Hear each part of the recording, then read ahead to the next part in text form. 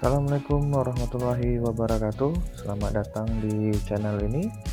Pertama-tama saya ingin mengucapkan selamat bagi teman-teman yang telah mengikuti ujian SKB pengadaan barang dan jasa.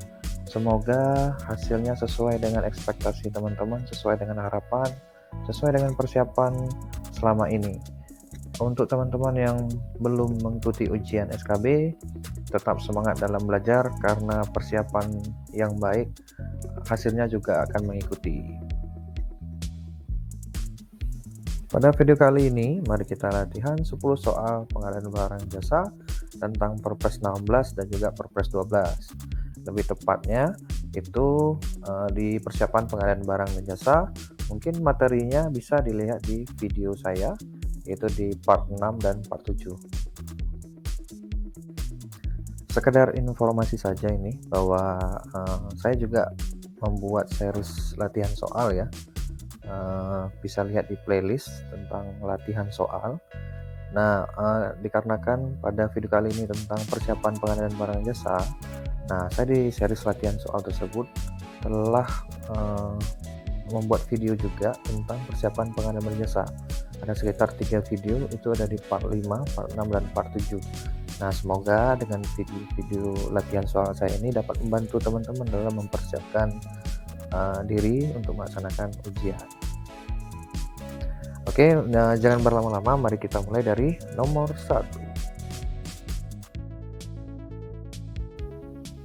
Jaminan pelaksanaan untuk pekerjaan terintegrasi dengan nilai penawaran antara 80% sampai dengan 100% dari nilai pagu anggaran. Maka jaminan pelaksanaannya sebesar A. 5% dari nilai kontrak, B. 5% dari pagu anggaran, C. 5% dari nilai HPS, D. Antara 1% hingga 3% dari nilai kontrak, E. Tidak perlu jaminan pelaksanaan. Oke. Jawabannya adalah A. 5% dari nilai kontrak. Ada di pasal 33 ayat 4 bahwa besaran nilai jaminan pelaksanaan pekerjaan terintegrasi untuk nilai penawaran antara 80% sampai dengan 100% dari nilai pagu anggaran, jaminan pelaksanaannya sebesar 5% dari nilai kontrak.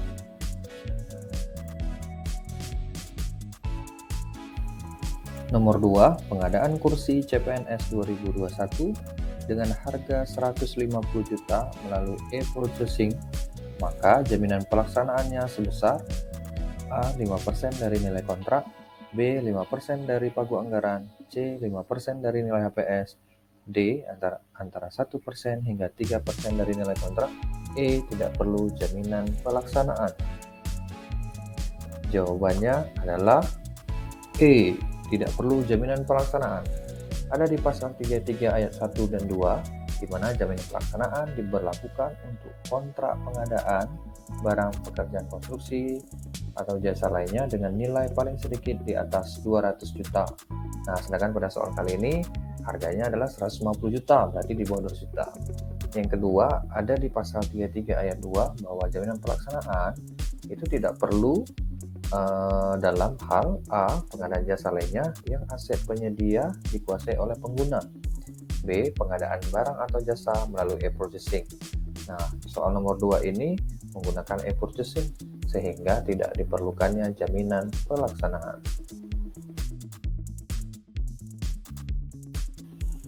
Nomor 3, pengadaan pengawasan pembangunan toilet dengan nominal 180 juta dimenangkan oleh Esa Kalista Amalik, di mana pembayaran berdasarkan keluaran yang dihasilkan sesuai kontrak. Maka jenis kontrak yang digunakan adalah A. lump sum, B. harga satuan, C. putar kunci, D. waktu penugasan, dan E. kontrak payung. Jawabannya adalah A. lump sum. Ada di pasal 27 ayat 6 bahwa kontrak lump sum merupakan kontrak dengan ruang lingkup pekerjaan dan jumlah harga yang pasti dan tetap dalam batas waktu tertentu dengan ketentuan sebagai berikut. A. Semua resiko sepenuhnya ditanggung oleh penyedia, B. berorientasi kepada keluaran, C. pembayaran didasarkan pada tahapan produk atau keluaran yang dihasilkan sesuai dengan kontrak. Nah, pada soal kali ini nomor 3 itu ada clue. Nah, pembayaran didasarkan pada keluaran yang dihasilkan sesuai dengan kontrak. Nah, jadi jawabannya adalah A. Lump sum. Nomor 4. Pengadaan pengawasan pembangunan toilet dengan nominal 180 juta dimenangkan oleh Esal Kalista Amali, di mana pembayaran berdasarkan keluaran yang dihasilkan sesuai kontrak. Maka bentuk kontrak yang digunakan adalah A. Bukti pembayaran, B. Kwitansi, C. Surat perintah kerja, D. Surat perjanjian, E. Surat pesanan. Jawabannya adalah D. Surat perjanjian. Ada di pasal 28 ayat 5 bahwa surat perjanjian digunakan untuk pengadaan barang, pekerjaan konstruksi, jasa lainnya dengan nilai paling sedikit di atas 200 juta. Tapi untuk jasa konsultasi di atas 100 juta. Nah, untuk soal nomor 4 ini nominalnya 180 juta, yaitu di atas 100 juta. Sehingga menggunakan surat perjanjian. Jadi jawabannya adalah D. Surat perjanjian. Nomor 5. Pengadaan pengawasan pembangunan toilet dengan nominal 180 juta dimenangkan oleh Esal Kalista Amali, di mana pembayaran berdasarkan keluaran yang dihasilkan sesuai kontrak. Maka jaminan pengadaan yang digunakan adalah A. Jaminan penawaran, B. Jaminan sangga banding, C. Jaminan pelaksanaan, D. Jaminan uang muka, dan E. Jaminan pemeliharaan. Jawabannya adalah D. Jaminan uang muka. Ada di pasal 30 ayat 5 bahwa pengadaan jasa konsultansi tidak diperlukan untuk jaminan penawaran, jaminan sangga banding, jaminan pelaksanaan, dan jaminan pemeliharaan. Nah, jadi untuk jasa konsultasi itu hanya ada jaminan uang muka. Jadi jawabannya adalah D. Jaminan uang muka. Nomor 6. Pengadaan pengawasan pembangunan toilet dengan nominal 180 juta dimenangkan oleh Esal Kalista Amali, di mana pembayaran berdasarkan keluaran yang dihasilkan sesuai kontrak. Maka metode pemilihan penyedia yang digunakan adalah A. Tender, B. Pengadaan langsung, C. Seleksi, D. Penunjukan langsung, E. Tender cepat. Jawabannya adalah C. Seleksi. Ada di pasal 41 ayat 2, di mana seleksi dilaksanakan untuk jasa konsultansi bernilai paling sedikit di atas 100 juta. Nah, untuk pengadaan kali ini di atas 100 juta, yaitu 180 juta. Sehingga jawabannya adalah C. Seleksi.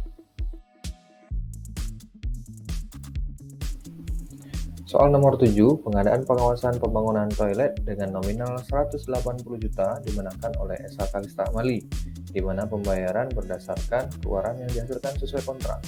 Maka metode evaluasi penawaran penyedia yang digunakan adalah A. Kualitas dan biaya, B. Kualitas, C. Pagu anggaran, D. Biaya terendah, dan E. Harga terendah. Jawabannya adalah B. Kualitas. Ada di pasal 42 ayat 3 yang menyatakan bahwa metode evaluasi kualitas digunakan untuk pekerjaan yang ruang lingkup pekerjaan, jenis tenaga ahli, dan waktu penyelesaian pekerjaan tidak dapat diuraikan dengan pasti dalam KAK, atau untuk pekerjaan penyedia jasa konsultansi perorangan. Nah, dalam soal ini sudah jelas bahwa ini adalah jasa konsultansi. Nah, pemenangnya adalah orang, yaitu Esal Kalista Amali. Jadi bisa kita katakan ini adalah jasa konsultansi perorangan. Jadi metode evaluasi yang paling cocok adalah B. Kualitas. Nomor 8. Pengadaan pengawasan pembangunan toilet dengan nominal 180 juta dimenangkan oleh Esal Kalista Amali, di mana pembayaran berdasarkan keluaran yang dihasilkan sesuai kontrak. Nah, pertanyaan sekarang adalah maka metode penyampaian dokumen penawaran yang digunakan adalah A. 1 file, B. 2 file, C. 1 tahap, dan D. 2 tahap.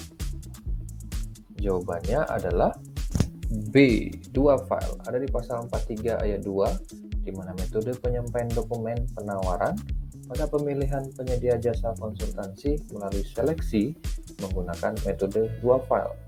Nah, di soal ini sudah jelas bahwa ini adalah jasa konsultasi dan nominalnya ada 180 juta, yaitu menggunakan seleksi. Nah, sehingga metode yang tepat adalah metode dua file. Nomor 9, pengadaan pengawasan pembangunan toilet dengan nominal 180 juta dimenangkan oleh Esa Kalista Amali, di mana pembayaran berdasarkan keluaran yang dihasilkan sesuai kontrak. Maka kualifikasi dilakukan dengan A. Pasca kualifikasi, B. Pra kualifikasi, C. Sistem gugur, D. Sistem pembobotan. Jawabannya adalah A. Pasca kualifikasi. Ada di pasal 44 ayat 3 bahwa pasca kualifikasi itu dilaksanakan pada pelaksanaan pemilihan sebagai berikut. A. Tender barang pekerja konstruksi jasa lainnya yang tidak kompleks. B. Seleksi jasa konsultansi perorangan. Nah, di sini sudah jelas di soal bahwa pengadaan ini dilaksanakan oleh jasa konsultasi perorangan. Jadi jawabannya adalah A. Pasca kualifikasi. Soal terakhir, pengadaan pengawasan pembangunan toilet dengan nominal 180 juta dimenangkan oleh Esa Kalista Amali. Nah, di mana pembayaran berdasarkan keluaran yang dihasilkan sesuai kontrak. Maka maksimal uang muka yang dapat diterima sebesar A. 27 juta, B. 30 juta, C. 36 juta, D. 45 juta, dan E. 54 juta. Jawabannya adalah C. 36 juta.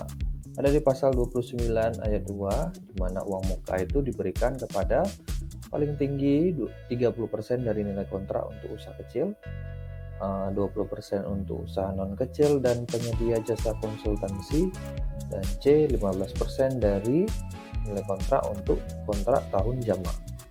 Nah, pada soal kali ini merupakan jasa konsultasi sehingga paling tinggi adalah 20%. Nah, 180 juta dikali 20% hasilnya adalah 36 juta. Jadi jawabannya adalah C. 36 juta. Sekian video kali ini, semoga bermanfaat. Nantikan video selanjutnya. Assalamualaikum warahmatullahi wabarakatuh.